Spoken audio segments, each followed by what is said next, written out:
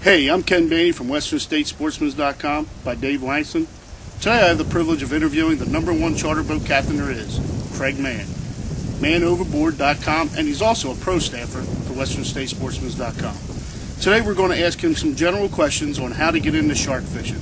The first time we're ever going to go, what do we need? What should we bring? What should we expect? How you doing, Craig? Hey folks, welcome to the Western State Sportsman Outdoor Show. I appreciate y'all being here, and Ken, thank you, man. I'm doing really good. How are you? I'm doing great. What kind of gear or equipment should we expect to bring on our first trip? Tackle and gear. It's a good question. It's really very simple. I have several sizes, different types of tackle. What I have here is a 4/0, a Penn 113 red-faced. It's not very big, not complicated at all. It's definitely a very affordable way to go shark fishing. This will handle a pretty big shark, a couple 100 pounds if you fight him right. I've got a 40-pound monofilament, very strong line. It's the best I can afford. The rod's a fiberglass rod, 5.5-foot rod, stainless steel eye guides. It's got a padded grip. It's old, but that just testifies on how strong and good it is. This rod is probably 20-30 years old, and I wouldn't be afraid to pit it against a pretty big shark. It's really nothing special. It's something you can buy out of your department store, out of your local tackle stores. It's a really good rod, really good setup. Now, for those of you who can go for a little bigger scale, this is a 6/0. A Penn 114 red-faced.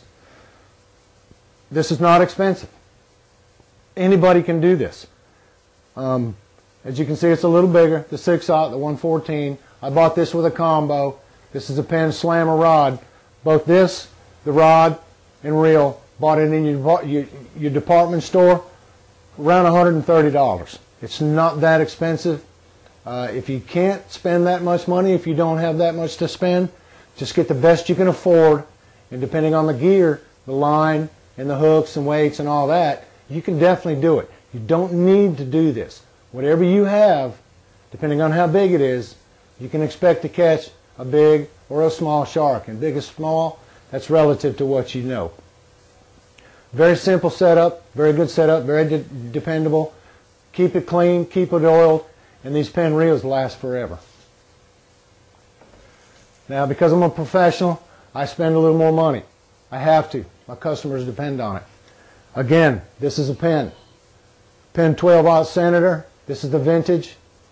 And again, you can get away pretty cheap.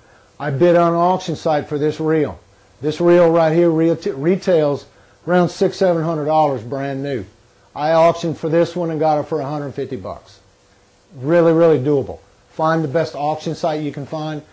Search for the deals. You can find them. You can tell this 12/0 is pretty big. It's got a couple of features here that wraps around the rod. This stainless steel strap. It's got the bigger handle. Got the bigger drag gear. Free spool lever. It's got the clickers over here. Really good reel. Penn, really good reel. The rod I've got it on is a custom-made tight line from my buddy Ken. It's got the roller guides on it. It's got the enlarged foam grip. It's got a stainless steel butt. It's got a butt cap. You take the butt cap off and it's slotted. You can stick it in your gimbals and get offshore and troll with it. But for sharks, this thing will handle big sharks. The biggest shark I've had on this one, right around 300 pounds, but I'm not afraid to pit it against whatever's out there, meaning a big shark. So get the best you can afford, do the best you can, and you can have a blast. Anybody can do this. This one, my customers depend on me, so I spend a little more. But doesn't matter who you are, doesn't matter what you know, doesn't matter how often you fish. Anybody can catch a shark. It's very simple, and the minimum gear is needed. Hooks, I recommend circle hooks. Again, this hook is set up from a 12/0. I'm targeting very large species of sharks. Now, you can tell this hook is pretty good, and if you can see that tip kind of circles around and points back in towards the shank. What that does is that prevents you from having to set the hook. When that shark bites that bait and he swims off, you can see the way that hook will grab the side of his mouth, and when he pulls on it, it's going to hook him 90% of the time in the side of the mouth. So you don't get his gullet, you don't get his guts, he doesn't have to swallow it, and you don't have to set the hook. Just the tension on that rod when he's leaving will pull this thing, and chances are it's going to hook him in the side of the mouth. Very, very rarely do I fail a hookup with these type of hooks. You can go this size depending on the gear. You don't want to put a hook this big on smaller gear because it's mismatched. Check your reel for line diameter and length and amount, and fit it accordingly. This even is a large hook for a lot of people. This hook I would put on my 4-aught. This hook right here I'd put on my 12-aught. You want to match your gear to the size of rod and reel you have and the size of line you have. Now, for a weight, I'll pull the end of my line off the spool and I'll slip it through this weight. Again, this is for my 12-aught. This is big gear. It can go all the way down to a 2 or 3 ounce weight, all the way up to this 28 ounce weight. Now I'll slip my monofilament off my spool through this line in the hole right there, pull it out, so this is riding up and down on my main line, my spooled line. Then I'll put 2 plastic beads in there. Reason being, I have this barrel swivel that you're going to tie your leader to. Now, when my gear's hanging in the water, it's bouncing up and down with the waves, this weight's going to be bouncing on that knot. So I'll put 2 plastic beads in there. 1 is fine if that's all you have. 2, about all you need. That'll keep that weight from bouncing on your knot and breaking your knot. To me, that's a pretty critical factor out there. If you got it resting on the bottom, it's not that critical. But if you're off the side of a boat or a pier and that thing's bouncing up and down, you don't want that weight beating on your knot. So you put a couple plastic beads on there. Works great. Saves your knot. Again, my leader. I have a steel cable for my leader. It's about 5 feet long, 4.5, 5 feet long. I've looped it through my hook, the eye of my hook, and I've got 2 sleeves that I crimped down to get my connection. I didn't tie a knot in this leader. If you're going to use cable, steel cable, you need some sleeves and crimp it. You can absolutely use monofilament. I recommend tying a Palomar knot. It works great. Sharks will eat through it easier. Not guaranteed they will. Monofilament works great. Very, very strong as you can get for your leader. On this end, again, I'm using crimps. I run through one of the eyes of my barrel weight, loop it around, take these 2 sleeves right here and crimp it on. Absolutely terminal tackle. It'll handle a giant shark. Make sure you put that barrel swivel on there because those sharks, they want to roll just like an alligator. So you want something that's going to swivel and not tangle up your gear.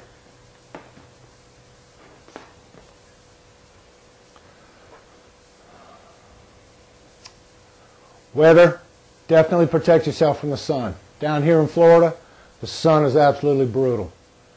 I recommend long sleeves, long pants, very, very lightweight, very, very lightly colored. I recommend white because it reflects the sunlight. Use your sun protection factor, your sunscreen. I recommend a 30 or above and apply it several times during your trip. Don't get complacent. Don't think you're not getting burned.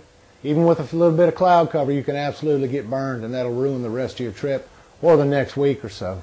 So use your 30 sun protection factor. Use very light colored long sleeve. I recommend cotton, something breathable, something very, very lightweight. Get yourself a broad hat. Don't forget your sunglasses. Absolute. Try to make sure they're polarized. You can see in the water better, and it helps from that UV protection. Your shoes. I recommend a deck shoe, the Croc style shoes, a tennis shoes, something with a grip, a sole grip, something that'll protect yourself from the sun, the hooks, the line, the teeth, the fins, anything you can encounter on a fishing trip. Try to protect your skin and you'll do well. Great advice. How long would we expect to be out on the water? You don't need a very long trip. Most of my shark trips are 4 hours or less. I've been out there, dropped the anchor, set my chum line out, put my bait in. 10 minutes later, I've got a big shark on, 150 pounds or better. Sometimes it takes a little longer. It all depends on the shark. But if you start that chum line, you don't have to wait forever. Sometimes you wait a little longer than others, but you don't need a really, really long trip for a shark excursion. Typically, shark trips are a little shorter than if you're targeting another specific species, because sharks are so easy to attract, so easy to catch. Doesn't take as long as you might think. Sweet. What kind of bait do you recommend? And could you explain chumming? For me, my chum, I use what occurs naturally in a shark's habitat. I'll take the leftovers here off the dock from the other boats or my boats. After we clean fish, we have a barrel of carcasses left over. I'll take a couple onion sacks, and I'll take some of those carcasses out of that barrel, tie them up in that onion sack, maybe 2 or 3 of them, throw them overboard and let them slap the top of the water. That creates a natural scent from something that comes from that shark's habitat.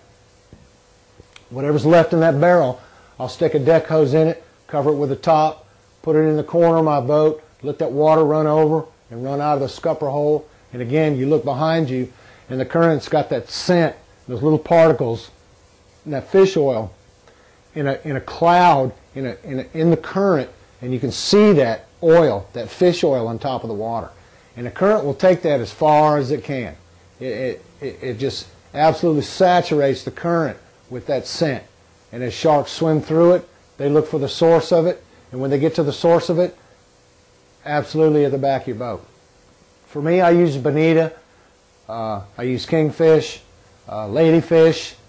You can use anything that has a real strong scent, but preferably what I like to use is something that occurs naturally to them. They recognize it, they get interested in it, and it draws them to you, and you don't have to go searching for them.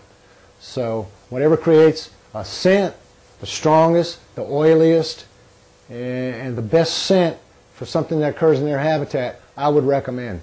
Now your chum line, you want little bitty pieces. You're using your chum as an attractant, not a food source. The food source should be at your boat.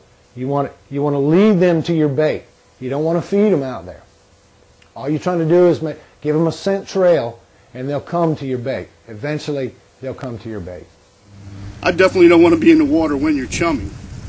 Do you troll for sharks, or do you set anchor? Trolling, I've heard of sharks being caught trolling, but it's not a very productive way to target the species.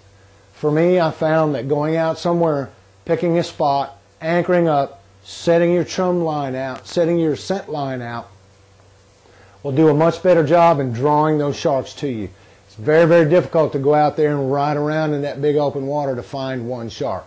It's much, much easier, much more productive to sit in one spot and broadcast a scent, so anything that swims by will follow it. They will know what it is. They will come and investigate, and they will find the source of it. So get somewhere, sit down, relax, open a cold drink, have a sandwich, whatever you want to do. Broadcast that scent, put your bait in the water, and watch the rod and reel. Eventually they'll find you. Great. What size sharks can we expect to catch? What size shark? That's up to the shark. Anything from a little baby up to a giant. You can't expect the little babies, little bitty sharks, to bite a hook like this, but you can take your smaller gear, and a bigger shark can definitely eat that. So the bigger your gear, the bigger your target is probably going to be, but your small gear can be eaten by any size shark. There's no way to tell what size shark you're going to catch. You're just going to have to hold on and try to have the best time you can.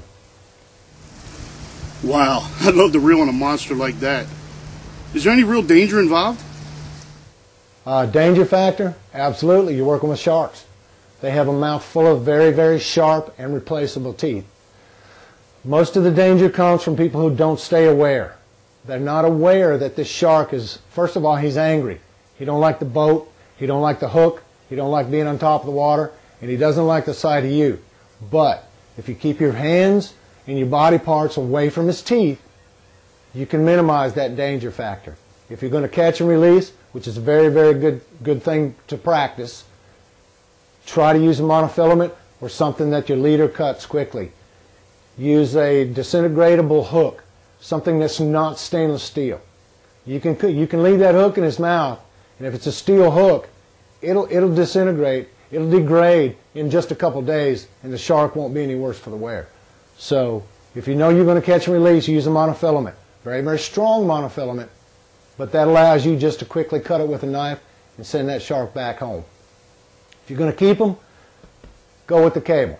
Go with the cable. You can use a stainless steel hook. Make sure you use that shark. Make sure you eat that shark. Make sure somebody eats that shark. I don't recommend just wanton and willing killing just so you said it. Picture's worth 1,000 words. If you're not going to use that shark for food source, if you're not going to use his jaws, if you're not going to use his hide, if you're not going to use any part of that shark, absolutely cut him and let him go. He did nothing to hurt you. So catch and release, it's up to you. If you want to hook a shark, fight him, get a couple pictures, cut him loose and let him live, definitely. I would recommend it. If you're going to eat that shark, going to use his hide for boots, purses, gloves, whatever, you're going to use his jaws, send him to the taxidermy as your mount, absolutely. But make sure you use that shark. Don't just waste them. That's right. If you don't eat it, don't waste it. Put it back and give another person an opportunity to catch that shark. Which shark do you recommend for taste, Craig? Me personally, all sharks are edible. The two that are commercially viable, commercially marketable, are the mako sharks and the thresher sharks. Those are the only ones that the commercial boats can sell. But I'll eat in just about any shark. Of course, the smaller ones, the younger ones are the best. I'll cut them up into steaks crossways and peel that hide off of them, cut that red bloodline around them, and you wind up with a nice white meat steak about that big around with just one vertebrae in the middle of it. Sharks don't have any bones, so clean your shark. What I'll do is I will gut the shark, cut him crossways, cut his fins off, peel that hide and that red bloodline off from around him, and you got a steak is however big around that shark is, you can wind up with steaks that big with just one vertebrae in the middle of it, which is cartilage. So definitely eat them. If you don't, cut them loose and let them live. That sounds good to me already. In your opinion, what should we expect from a good charter service? Charter service, first of all and foremost, is to be safe. He should tell you where the fire extinguishers, this is what I do. I tell everybody where the fire extinguishers are. I tell them where the PFDs are, their life jackets. I leave them out. I leave them visible. I leave them available so they're not stuck in a hole somewhere. I let them know where the life raft is. Let them know that it's ready to go should we need it. And if they have any safety concerns, if they feel unsafe for any reason, let me or my crew know, and we will definitely take care of it. First thing you expect on your charter, be safe. Second thing, give you all the tools and every opportunity you can possibly afford to have a good time. After all, you're out here to have a good time, not just to catch fish. A lot of people come out here and they expect the monsters and be back in an hour. It just doesn't work that way. First of all, be safe. Second of all, expect them to provide you with a good time. That's why you're here, to have a good time. Don't take the fun out of it. Keep it fun, keep it safe, and keep it real. Well, it's good to know safety is a high priority on your boat, Greg, and I can't wait to come down and do some shark fishing with you. Thanks for the interview, and thanks for your time. Ken, thank you, man. It's great working with you, guy. I appreciate it.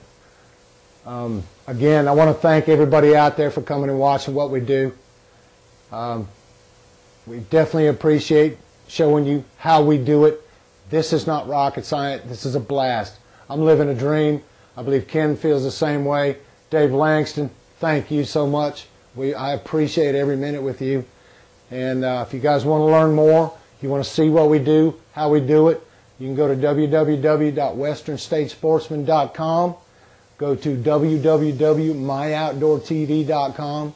You can visit Ken's website, www.baneysarchery.com, or come see me at my website, www.manoverboard.com. And again, I hope you come away with this with a little bit of different outlook, a little bit of more confidence, a little bit more knowledge on how to catch sharks. It's absolutely a blast. Thank you. And to you, the viewer, we hope you walk away from this with a little bit of information on what to do if you're going to go shark fishing. This is Craig Mann and Ken Baney from WesternStateSportsman.com. Fish hard, but fish safe.